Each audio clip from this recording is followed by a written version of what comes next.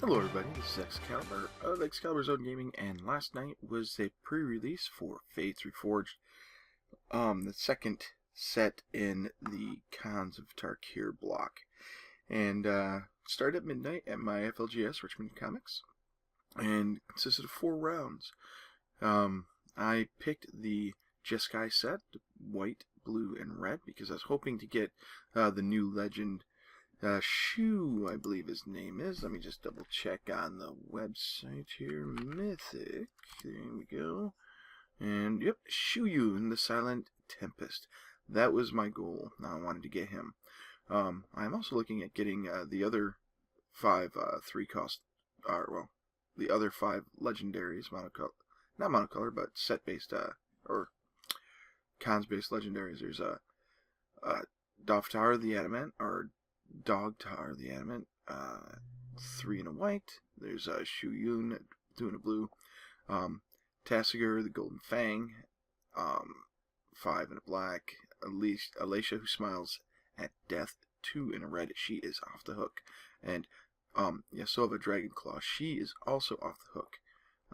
I need to get those last 2 cards. And Yasova's a 2 in a green, and Alicia's 2 in a red. Well, my main polls last night included the new black-red legendary dragon, Doftar, Dogatar. Let me see. It's so new I can't even remember his name. Just trying to find it in Mythic Spoilers, because that is a really good place to find stuff. We gotta go down to multicolor. There we go. It's I pulled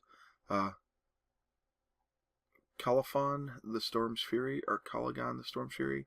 I think it's Colophon because at GH you can use it like in rough. But anyway, I got that. I pulled a Jeskai Ascendancy, and I also pulled Ugin the Spirit Dragon.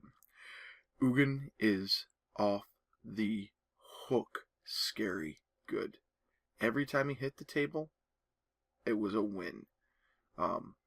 Unfortunately, my record was 2-0. I mean 0-2. So it was 0-2, 2-0, 1-1 and 1, and then 1 and 2. So I ended up coming out with 1 win, 2 losses, and a draw.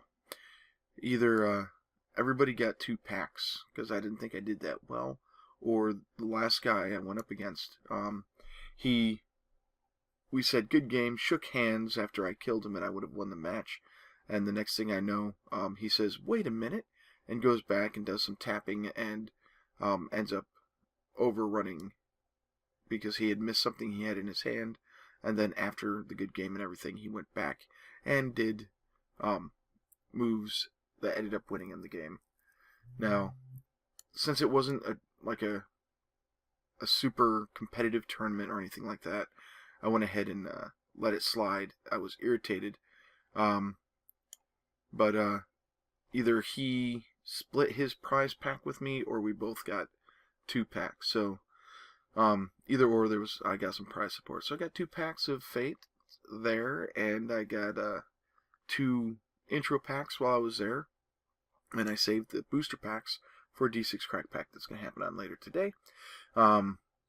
There was a lot of shenanigans that went all over the place.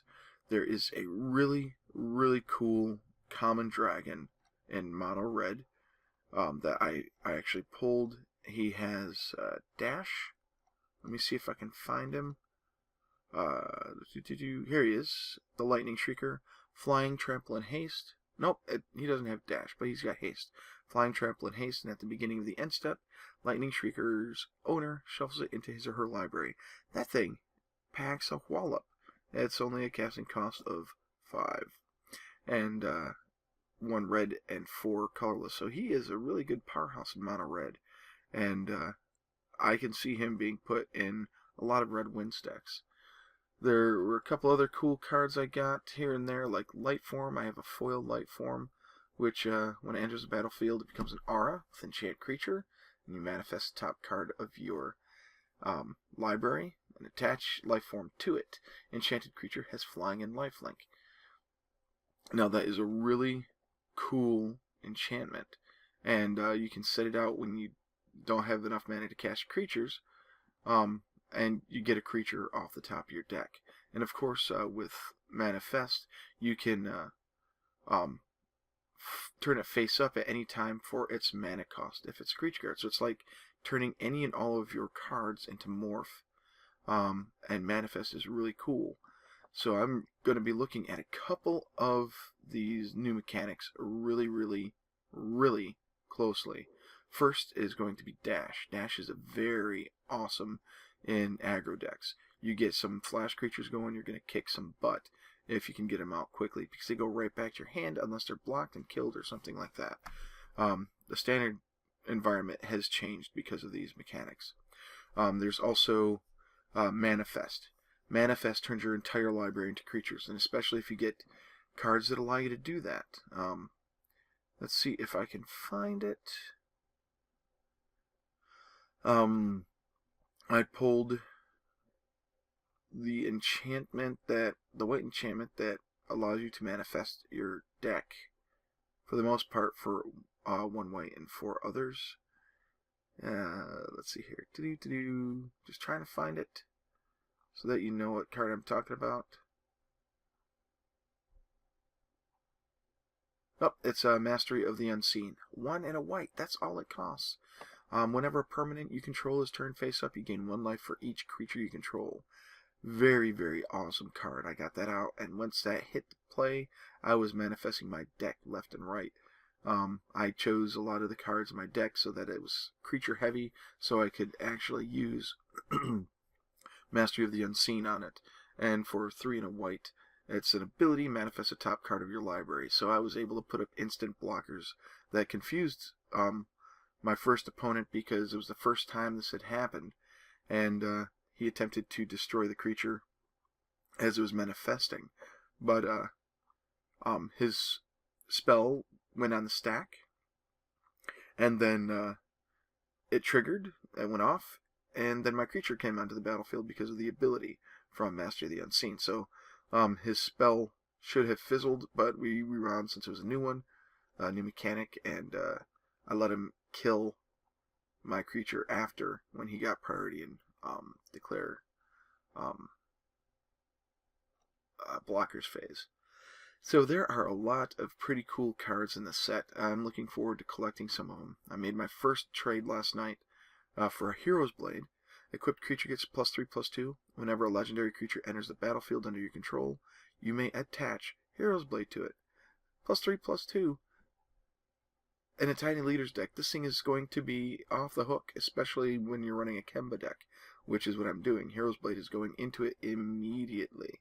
That is the only artifact equipment in this set, and it's one of the ones that I wanted for my Kemba Tiny Leaders deck, which you'll see a deck tech of later on this month as well, probably within the next couple of days, because I need to get a deck tech for the month done, and Tiny Leaders tournament is coming up. I need to find a Stoneforge Mystic to throw in there, and once I get that and this sword in, it will be awesome sauce, because it's a turn 2 drop, and then when your Tiny Leader hits, it gets attached to it immediately. And it's mono white, so things that are going to go into my mono white decks, my mono white Tiny Leaders deck. The Wandering Champion deals combat damage to a player if I control a blue or red permanent. I may discard and draw. That's not worth it. Enchanted creature gets +2/+2. At Vigilance as long as you control a black or green permanent. Just the +2/+2, not really worth it. Abzan Advantage. Sacrifice an enchantment. Bolster 1. Bolster is another mechanic that seems okay. It's a lot like Heroic, but it's a slightly different. You choose a creature with the least toughness among creatures you control and put a +1/+1 counter on it. Bolsters, it's kind of interesting. I don't know how well it'll be used. I'll have to take a look at that. And let's see here. Arishan Cleric enters the battlefield. You gain 3 life. Aven Skirmisher has flying for 1/1. Yeah.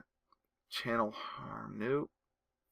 The Dragon Bell Monk is really interesting. He's got prowess, and in an equipment-heavy deck, he is going to be off the hook. An enchantment heavy deck, he's going to go off the hook. So there are a lot of things, and his prowess is whenever you cast. So it's got to be a cast thing. You can't use like Bruno's ability to attach stuff. And there's a lot of cool low casting cost cards like Sandblast. It's a 3-drop, 5 damage target attacking or blocking creature. That's really good. A Sandstep Outcast. He gets a +1/+1 counter, which makes him a 3/2 for 3. Or you put a 1/1 spirit creature token out of the battlefield. So you get 2 creatures for the price of 3, a 2/1 and a 1/1, or you get a 1/1 counter on them. That is awesome. Rally the Ancestors. Return each creature card with converted mana cost X or less from your graveyard to the battlefield. Exile those creatures at the beginning of your next upkeep. Exile, rally the Ancestors. So this is a great way, if you don't have a lot of graveyard recursion, to just throw it in there. All your creatures go into the graveyard, you just smack that out there and blow. Attack. Oh yeah, let's see here. Return each creature card with converted mana cost X or less from your graveyard to the battlefield and exile them at the beginning of your next upkeep. So unless you have haste, this isn't going to work, but it's a great way to block with your dead. And there's battlefield under your control. Mardu Woe Reaper. Sorry, whenever Mardu Woe Reaper or another warrior enters the battlefield under your control, you may exile target creature card from graveyard. If you do, you gain a life. So you can kill off delve stuff. The Just Guide Barricade is a wall with flash, defender. When it enters the battlefield, you may return another creature you control to its owner's hands. There is a lot of that bounce mechanic going on, of bouncing your creatures to your hands. And it is very, very awesome because there's a lot of things that do enter the battlefield effects. The Monastery Mentor has prowess that creates monks. He is off the hook. You get him in a Tiny Leader's deck, you're going to be having a lot of fun. The Dragon Scale General is a good one. Bolster X, where X is the number of tapped creatures you control. So I went up against a guy who had Dragon Scale General, and just his creatures were beasts by the end of that. I was lucky enough to get Ugin out and exile all casting cost, I think it was 6 or less, which took out everything on the board, and then I overran with Ugin. That was just wonderful. So there are a lot of things here that really, really will help a Tiny Leaders deck, whether you're multicolor, monocolor, or what. Harsh Sustenance is, I think that's what was used to go up against my Manifest. Harsh Sustenance deals X damage to target creature or player, and you gain X life, where X is the number of creatures you control. So that's a really good, I'm not sure, it's a black-white, so it's an Orzhov card. Then there's Grim Contest, which was used against me as well. Choose target creature you control and target creature an opponent controls. Each of these creatures deals damage equal to its toughness to the other. Equal to the toughness. And that's a key there. That's pretty fun. You get something with a big toughness, and you will take somebody out pretty good, pretty quickly. Target creature can go +1/+1 for. So Scroll of the Masters is an artifact. Whenever you cast a non-creature spell, put a lore counter on it. For 3 and a tap, a creature gets +1/+1 till end of turn for each lore counter. The Hued Stone Retainers. Only if you've cast another spell. They are 4/4 for 3 artifact creature golem. Some golem love in this set. It is awesome. There's also Pilgrim of the Fates, which is the 7 first strike and trample, 6/4. He is really good as well. And let's see here. Crucible of the Spirit Dragon is the only really special land here.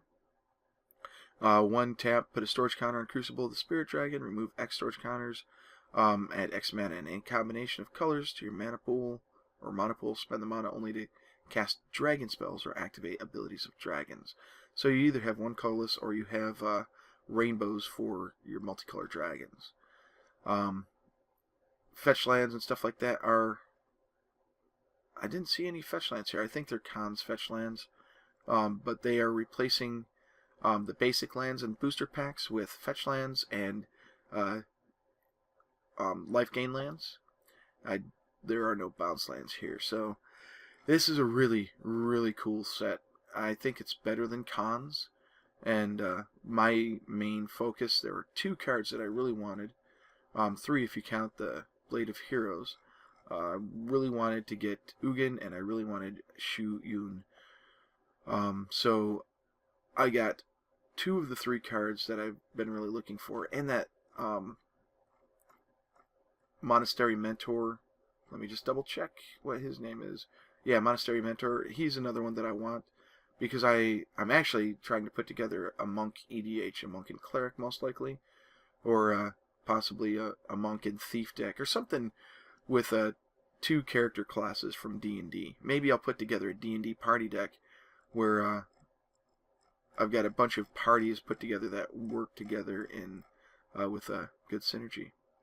But last night, there was a really good turnout. There were so many people there that I think there were 40 that showed up at Richmond Comix last night. And there is not going to be a pre-release event on Sunday because Richmond Comix did not get the product or prize support necessary to continue moving forward with the pre-release schedule as everybody wanted from this weekend. So it's really, really good. I might have to go, if I want to get into another pre-release, I'll have to go someplace else, unfortunately. I probably will not. This is a really good set for both EDH and Tiny Leaders. Tiny Leaders being a subset of EDH, by the way. And you'll find out more about that when I do my deck tech for my Kemba deck. I am looking at doing a couple other decks, one of them being Shu Yun and a bunch of ping creatures. So, like, is it Static Caster and Prodigal Sorcerer? Anything that costs 3 or less goes in Tiny Leaders. And I might actually look at doing a Boros deck with Alicia who smiles at death. Well, actually, she's more than just Boros. She's red, black, and white. So that she's Mardu. So a Mardu deck is going to be really, really cool. And we'll see exactly how everything turns out. We'll have to find out. So until next time, enjoy playing games, enjoy playing Magic the Gathering, and support your local FLGS when you do play Magic. Magic the Gathering Online is cool and all, but go down to your local game store and enjoy playing some Magic there with people face to face. It's a far more rewarding experience. I really enjoy playing in tournaments. It's a little irritating from time to time, the shenanigans you run up against, but it's a lot better than yelling at a computer screen. You can at least see the person on the other side, and a lot of times when they pull something crappy on you to win the game, you can see that they really didn't like doing it, and it makes you feel a little bit better. At least seeing it in person, that helps ease the pain. Please like, comment, and subscribe. It really helps me to know that you guys are watching this stuff and what you'd like to see more of. It really, really helps me out because you let me know what you want to see and I can work on getting more of what you want there. Also, if you could visit www.patreon.com/ExcaliburZone and become a patron, go there, find out more about it, and it would really help me out. It gets me closer to doing this full time. As always, this is Excalibur, and I am out.